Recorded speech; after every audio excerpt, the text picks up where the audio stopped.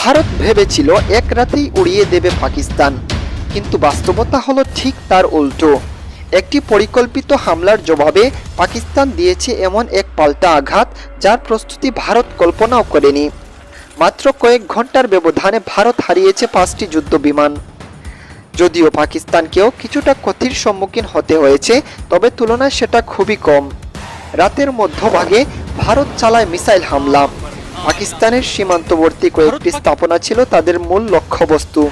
তবে গোয়েন্দা সংস্থার তথ্যের ভিত্তিতে আগেই হামলার আভাস জেনে গিয়েছিল পাকিস্তান সেনাবাহিনী পুরোপুরি প্রস্তুত ছিল এই হামলার জন্য।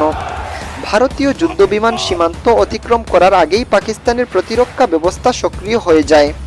গুলি করে একে একে ভূপাতিত করা হয় যুদ্ধবিমানগুলো। এরপরই পাল্টা আক্রমণে নামে পাকিস্তান। ত্রিমুখী প্রতিশোধে নেমে পড়ে পাকিস্তান। আকাশপথে, স্থলপথে এবং সমুদ্রপথে চালানো হয় যৌথ আক্রমণ।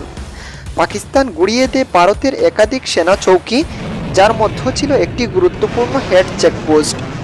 পাকিস্তানের তুলনায় ভারতের ক্ষতি হয় কয়েক গুণ বেশি।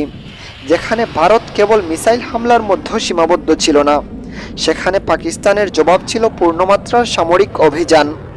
এই হঠাৎ সংঘাত কি বড় কোনো যুদ্ধের ইঙ্গিত, নাকি এটি ছিল কেবল শক্তি প্রদর্শনের খেলা?